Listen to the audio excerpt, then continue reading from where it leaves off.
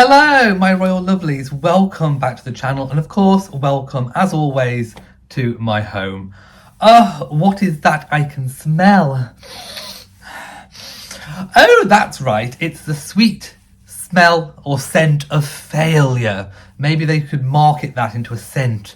Maybe they could do a brand deal. I don't know. Well, it just seems to get worse and worse and worse for the dastardly duo from Castle Grayskull, doesn't it? Yes, all the way over there in Montecito, little claw monster prints are running around Castle Grayskull, scurrying, trying to work out what to do, trying to work out what damage limitation they can muster. And I actually think now that the video they put out of their impact video was all damage control. It was all it was a bluff and a puff piece, trying to get all of the people with only half a brain cell, and there are some of those people out there, to think that they have this massive level of impact, which is just simply not there. Whilst in reality, everyone can clearly see that the Markles world is just the Harkles world is just imploding all the way around them. Castle Grayskull is quivering. Its foundations were never built on anything solid, and that is what we are seeing now. We're seeing everything beginning to crumble before our very eyes.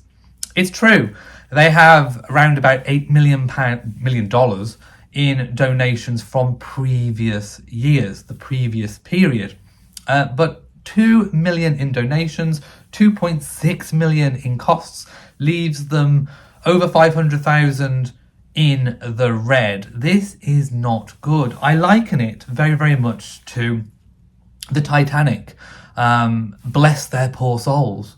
But, you know, the Titanic carried on sailing and floating for a while after it was fatally wounded by the iceberg. And I do believe that the iceberg in Harry and Meghan's case is themselves. They have basically harpooned themselves with their own bad PR. This campaign of retribution, score settling, has not done them any good whatsoever. The royal mantra of never complain, never explain really is a good one. I mean, I know, they do have a little bit of comeback through palace sources, and they always have done. But directly not addressing these issues has actually worked very, very much in Her late Majesty's favour, and of course the now King Charles III, and of course the Prince and Princess of Wales. It's worked very, very much in their favour. Harry and Meghan have fatally wounded their own ship by bad PR. It's made them uninvestable. It's made people not even want to be associated with them in terms of donations. I mean, a drop of, $11 million in a year? And bearing in mind, I should say also, there was one thing I overlooked and forgot to mention in yesterday's video, which a lot of people pointed out, and they are quite right. So thank you to everyone who reminded me. Oprah. Oprah could have made that 10 million donation, that secret donation, because at the time of the Oprah interview, we were told, and we know that a lot of things that come with the Sussexes is always spin. We were told that they weren't receiving any form of payment for the interview. And I think a lot of people at the time, our little ears pricked up, and we were like, this is definitely a black flag, a red flag, that they must be receiving something. I mean, Harry and Meghan don't do anything for nothing. And I think that although they may not have received money directly to their own personal spending account, so Meghan go and buy some more baggy clothes, I think it actually went in the form of donations. So whilst not technically lying, they didn't necessarily receive a payment for the interview, It could most definitely have come from Oprah in form of a charitable donation to Archewell, at that time a very fledgling Archewell, and a 10 million boost most definitely would have been very welcome, and that is what I still think we are seeing them drawing down on now. All the donations, and there was a whole list in all the reports of, $65,000 donated here, 25,000 there, 100,000 here, to lots of worthwhile charities and causes, I might add. But they are living on borrowed time. They're living off Oprah money, Oprah dollars. You get one, you get one, you get one. Well, they need to get a life. And a realization, I think, is dawning that they can't live off the Oprah dollars for much longer. It's running out. If they keep donating the way they have been, then without the donations coming in, they are not going to survive. Archewell is mortally wounded. Like the Titanic, it will float for a certain amount of time, and once the donations still don't keep coming in, once they keep spending, what's going to happen to that 8 million in the bank? They are going to start to sink and plummet to the bottom of the ocean. They are literally going to implode. It's the process, I think, has already started. Will any celebrity friends come to their rescue? I don't know. This is something that we will find out in due course. But the salaries alone, I mean, they are paying out over $600,000 in salaries. This is benefiting their friends and people that they are well connected with. Archewell was always going to be a vehicle, a kind of a smoke screen, if you like, to peddle their wares whilst kind of funneling and channeling off money, doing sort of these dodgy deals with Oprah in exchange for revelations about the royal family, harpooning his grandmother, Her late Majesty Queen Elizabeth II, whilst she was still alive. Basically teasing his grandfather, the Duke of Edinburgh, when he was alive with Oprah, and then the threat of spare that did come out, that was supposed to come out during his grandmother's lifetime. It's deplorable. It's despicable.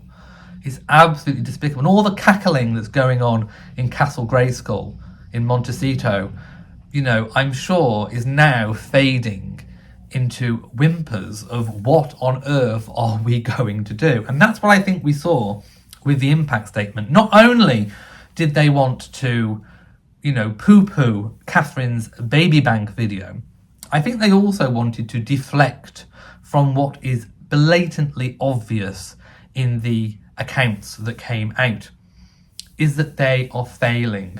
Project Megxit has failed. All the Sussex supporters saying how much they're thriving in their new life, they're thriving. Well, let me tell you something. They're not thriving. They are not thriving at all. This is the beginning of that implosion. They're sinking, absolutely sinking, and it will happen. Maybe not immediately, maybe not for a couple of years, but without the donations coming in, Archewell has sunk. And it just goes to show, Spotify have pulled back on them. I believe that Netflix is now doing damage limitation. Of course, Netflix rumoured to have paid them the most money. They didn't get all of the money that was rumoured from their Spotify deal. I think literally, the fact that they've bought the rights to a book to turn into a series just goes to show me lack of creativity. They have no creativity. They have to buy it in. And I think Netflix will be having an awful lot of input. They want something back from their investment. They've obviously already paid the Harkles X amount of money, and they want some return. So rather than just dropping them and walking away, they want something out of it. So I believe they'll be putting a lot of input into Archewell Productions to get this thing off the ground. it's a really epic fail for Harry and Meghan. They certainly cannot come out of this holding their heads high, although I'm sure they will. I'm sure they'll come out doing something, some kind of photo shoot, arms open. Come to Meghan, come to Meghan. I'm going to hug you. She should be renamed the Hug Bot, shouldn't she? I mean, it's all just very terrible. Whilst in the UK, William and Catherine and the King and Queen Camilla are soaring. They're flying. You know, Harry and Meghan thought that the royal family, incorrectly thought, that the royal family would crumble without them.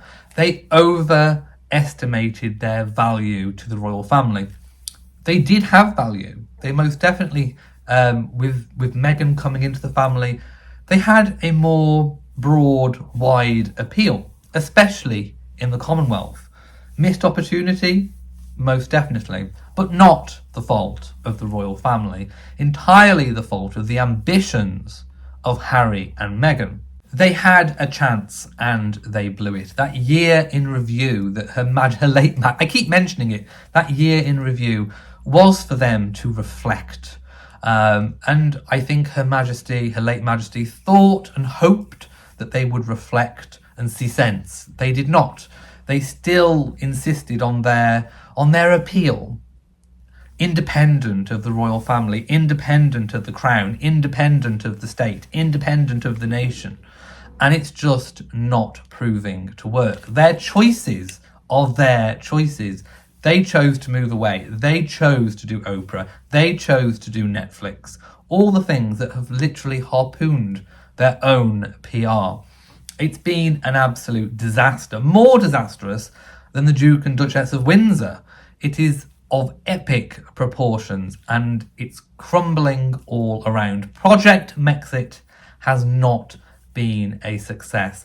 And that is why, now that we know what we know, looking back to when we had the information that Harry and Meghan were open to an invitation at Christmas. Well, I'm sure they were open to a Sandringham invitation at Christmas.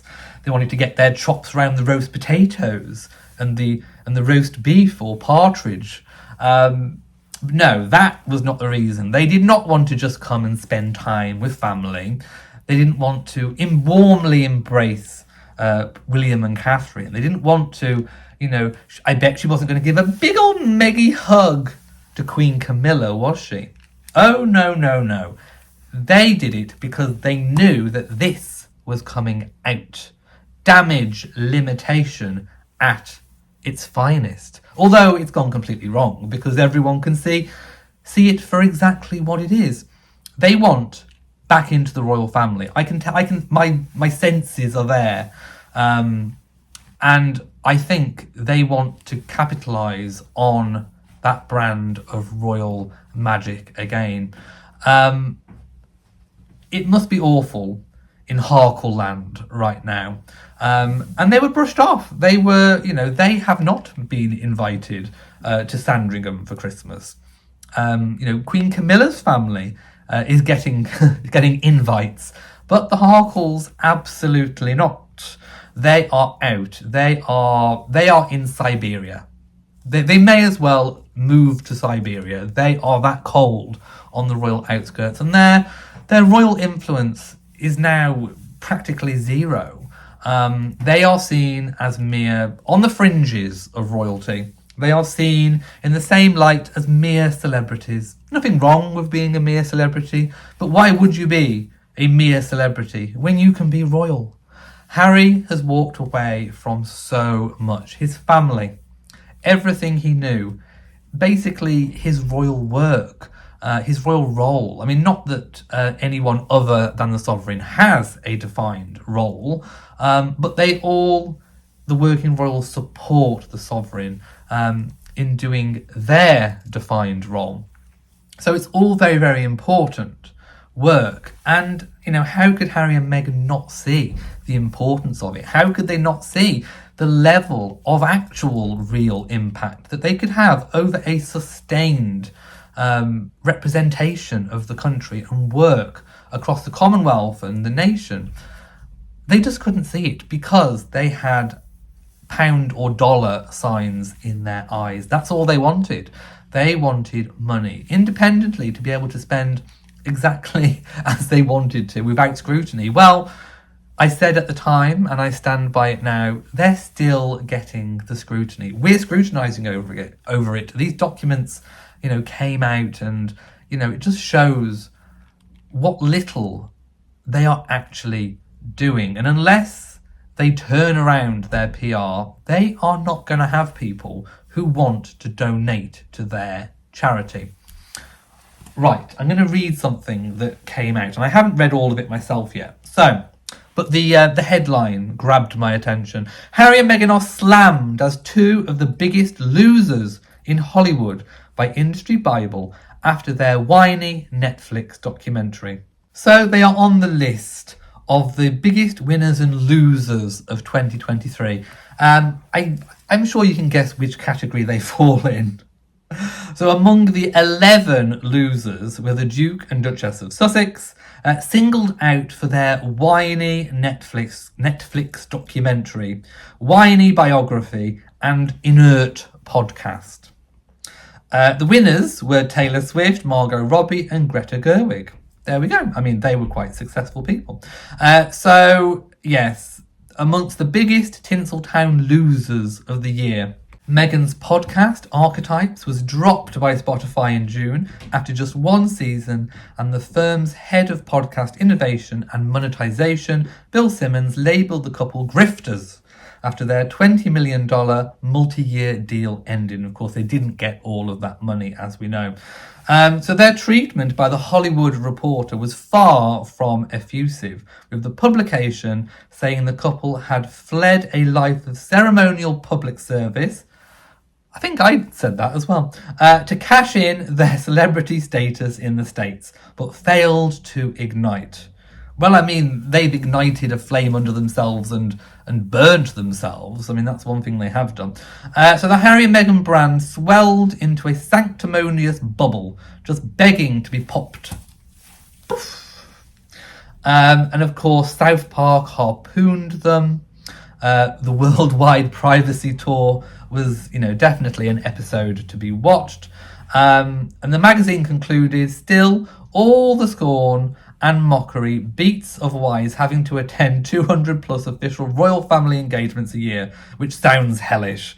Well, it only sounds hellish, I think, to those who do not understand what a privilege it is to be able to, work on behalf of your country, doing all of the good work. And what Harry and Meghan failed to see when they went alone was that everything that they do is for themselves. Let's not forget that Archewell and Archewell Productions and Archewell Audio are three entirely complete different entities. They would like you to believe that Archewell Productions and Archewell Audio are all kind of part of the same non-profit arm, that it's all charitable, everything they earn goes to charity. No.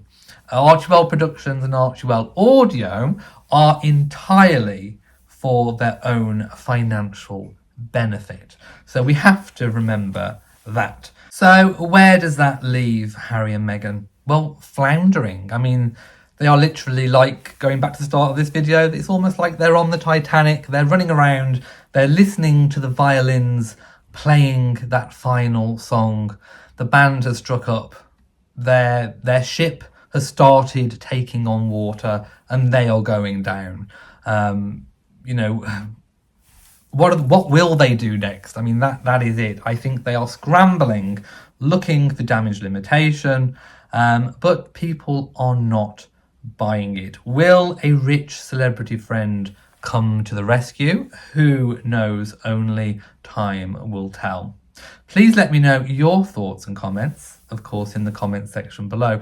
If you were wondering, I am wearing a George VI Royal Family Order, and of course the Cambridge Lover's Knot Tiara, and a replica of the Japanese pearl choker. Thank you for watching this video. If you've enjoyed it, please give it a big old thumbs up. Don't forget to share on social media, and of course do hit the bell so that you know whenever I upload a new video. So from me, mwah, to you all, and goodbye.